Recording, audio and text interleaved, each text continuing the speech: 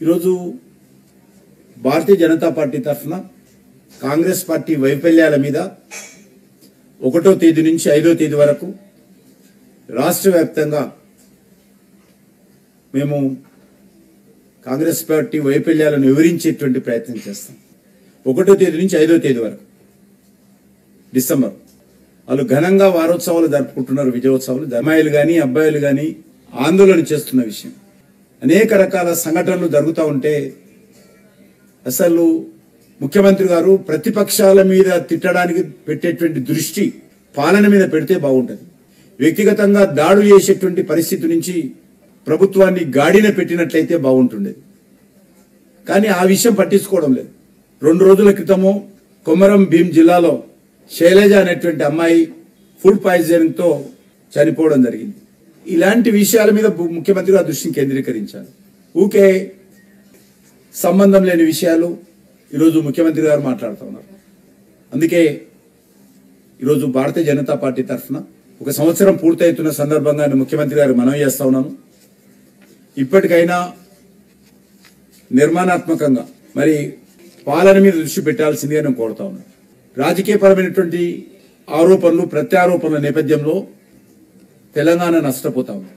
తెలంగాణ ఈరోజు గతంలో ఉన్నటువంటి టీఆర్ఎస్ పార్టీ కారణంగా, ఈరోజు అధికారంలో ఉన్నటువంటి కాంగ్రెస్ పార్టీ కారణంగా రాష్ట్రము నష్టపోతుంది తప్ప, రాష్ట్రంలో ఉన్నటువంటి రాజకీయ వ్యవస్థ భ్రష్టు పడుతుంది తప్ప ఏ మాత్రం మార్పు రాలేదు. అది ఎమ్మెల్యేల పార్టీ ఫిరాయింపుల నుంచి మొదలు పెడితే, వ్యక్తిగత దాడుల నుంచి చూపిస్తే, అసాధ్యమైనటువంటి విషయాల్లో సాధ్యాలు చూడకుండా ప్రజలను మభ్యపెట్టే విషయంలో కూడా ఈరోజు 2 పార్టీలకు తేడా లేదు. ఈ 2 పార్టీలు ఒకటే. ఈరోజు గతంలో కాంగ్రెస్ పార్టీ రాజశేఖర్ గారు ఉన్నప్పుడు టీఆర్ఎస్ ఎమ్మెల్యేలను చేర్చుకున్నాడు. కేసీఆర్ ముఖ్యమంత్రి అయిన తర్వాత కాంగ్రెస్ ఎమ్మెల్యేలను చేర్చుకుని మంత్రి పదవులు చేశారు. ఈరోజు మళ్ళీ కాంగ్రెస్ పార్టీ అధికారంలోకి వచ్చిన తర్వాత రేవంత్ రెడ్డి గారు టీఆర్ఎస్ ఎమ్మెల్యేలను చేర్చుకుని పార్టీ ఫిరాయింపుల చట్టానికి తూట్లు పొడుస్తూ ప్రజాభిప్రాయాన్ని పూర్తిగా కాలరాచేటువంటి ప్రయత్నం చేస్తాం. రాష్ట్ర హైకోర్టు కూడా ఈ విషయంలో స్పీకర్ గారికి సలహా ఇవ్వడం జరిగింది, సకాలంలో సరైన నిర్ణయం తీసుకోవాలని. కానీ ఆ విషయంలో ఏ రకమైన నిర్ణయం ఇంతవరకు స్పీకర్ గారు తీసుకోవడం లేదు. చాలా నిస్సిగ్గుగా కాంగ్రెస్ పార్టీ నుంచి గెలిచినటువంటి ఎమ్మెల్యేలు గతంలో టీఆర్ఎస్ ప్రభుత్వంలో మంత్రులుగా చేశారు, కనీసం రాజీనామా చేయకుండా. ఈరోజు టీఆర్ఎస్ తో గెలిచినటువంటి ఎమ్మెల్యేలు ఎమ్మెల్యే పదవికి రాజీనామా చేయకుండానే ఎంపీలుగా పోటీ, కాంగ్రెస్ తరఫున ఎంపీలుగా పోటీ చేసినటువంటి పరిస్థితి. ఇంతకంటే సాక్ష్యాలు ఏం కావాలి ఇంకా స్పీకర్ గారికి కానీ కోర్టుకు కానీ? కాబట్టి ఈ విషయంలో ఈ స్పీకర్ గారు నేను తీసుకోవాల్సిన వస్తుంది.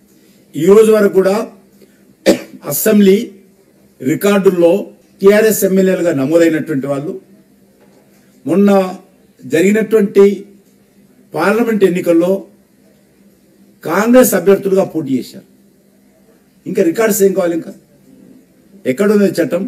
కాబట్టి ఆ దిశలో ఈ 2 పార్టీలకు ఏమాత్రం తేడా లేదు.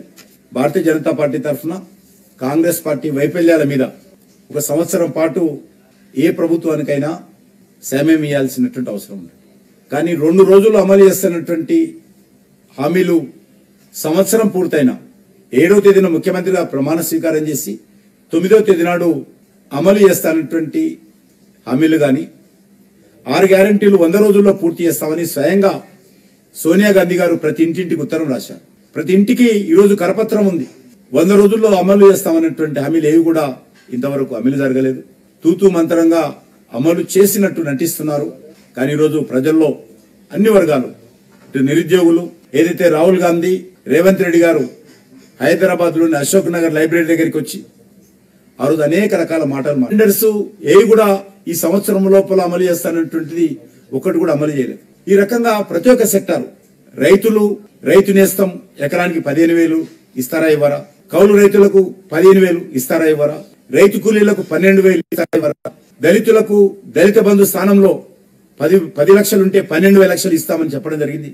12 లక్షలు దళిత కుటుంబాలకు ఇవ్వలేదు. మహిళలకు నెలకు 2,500 రూపాయలు ఇస్తామని 6 గ్యారంటీలో చెప్పారు. ఒక్క మహిళకు కూడా 2,500 ఇవ్వలేదు. నిరుద్యోగ భృతి ఇస్తామని చెప్పారు. ఒక్క నిరుద్యోగి కూడా నిరుద్యోగ భృతి రాలేదు ఇంతవరకు. ఎలక్ట్రికల్ స్కూటీ ఇస్తామన్నారు చదువుకున్నటువంటి అమ్మాయిలందరికీ. ఒక్క అమ్మాయి కూడా ఒక స్కూటర్ ఇవ్వలేదు. సుమారు 13 పంటలకు 500 రూపాయల బోనస్ ఇస్తామన్నారు. కనీసం ధాన్యాన్ని కూడా సన్నధాన్యం అని ఇప్పుడు వంకర పెట్టి అది కూడా నిర్వీర్యం చేయడం జరిగింది. ఏ ఒక్క పంటకు కూడా బోనస్ ఇవ్వలేదు.